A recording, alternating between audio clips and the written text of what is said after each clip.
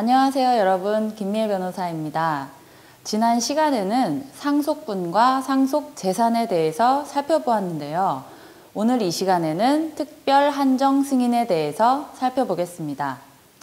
지난 시간에 말씀드렸듯이 상속은 돌아가신 분의 모든 재산을 이어받는 것입니다. 적극재산뿐 아니라 빚까지도 모두 물려받게 됩니다. 상속을 받은 이후에 상속재산을 처분하거나 민법 제1019조 제1항의 기간, 즉 상속 개시 있음을 안 날로부터 3개월 이내에 한정 승인 또는 상속 포기를 하지 아니한 경우 상속을 단순 승인한 것으로 간주하는 규정이 민법 제1023조에 있습니다. 여러분, 이 간주 규정이 어떤 의미를 갖는지 아십니까? 자, 예를 들어 보겠습니다. 형제가 2명이 있었습니다. 아버지가 돌아가시면서 2억 원 상당의 부동산을 남기고 가셨다 치겠습니다. 형제들은 아버지의 장례를 무사히 치르고 어느새 1년이라는 세월이 흘렀습니다. 형제들은 2억 원의 부동산을 여전히 가지고 있습니다. 그러던 어느 날 땡땡 저축은행에서 소장이 하나 날라왔습니다. 그 소장의 내용인 즉슨 너희 아버지가 살아생전에 땡땡 저축은행에 100억을 빌렸고 차용증도 여기 있으니 어서 빌린 돈을 갚으라는 것이었습니다. 여러분, 정말 뒷목을 잡을 노릇이죠? 그러면 형제들은 이 100억 갚아야 할까요? 자, 일단 하나하나 체크해 보도록 하겠습니다. 먼저 아버지가 돌아가신 때로부터 1년이 지났다고 했죠.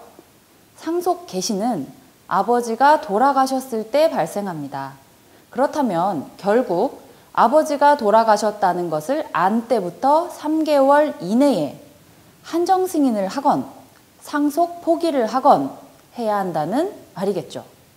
그런데 이 두 형제는 1년이 지났음에도 한정 승인도 안 하고 상속 포기도 안 했습니다. 그러면 민법 규정에 따라서 단순 승인을 한 것으로 본다는 것입니다.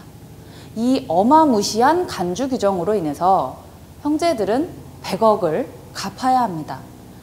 이게 진짜 뒷목을 잡을 일이죠. 그런데요, 소송이라는 게 그렇게 빨리 진행되는 것도 아니고요.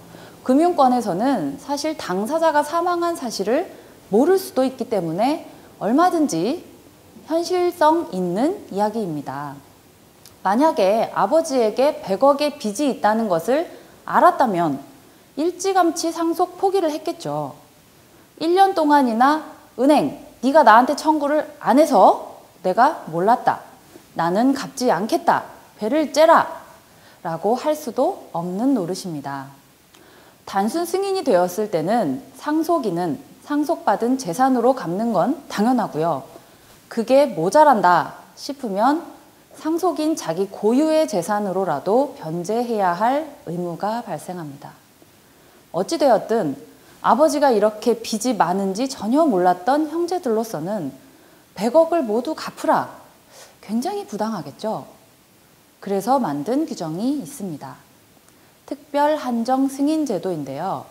이는 민법 제1019조 제3항에서 규정하고 있습니다.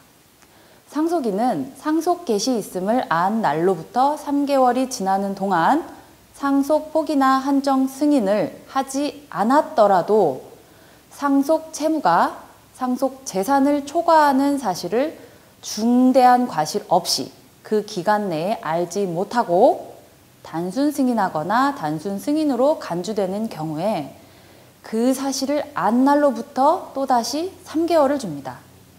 그 안에 한정 승인을 할 수 있다는 규정을 두었습니다. 따라서 형제들은 아버지가 돌아가신 지 1년이 지난 지금에도 은행에서 들어온 소송을 통해서 아버지 빚을 알게 되었다 이 사실을 입증하면서 그 사실을 안 날로부터 3개월 이내에 한정 승인 청구를 한다면 100억은 갚지 않아도 됩니다.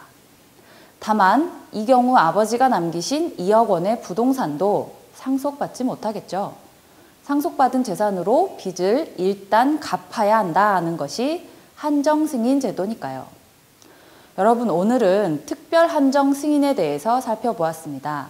다음 이 시간에는 한정승인과 상속포기 이 둘의 구별에 대해서 살펴보도록 하겠습니다. 감사합니다.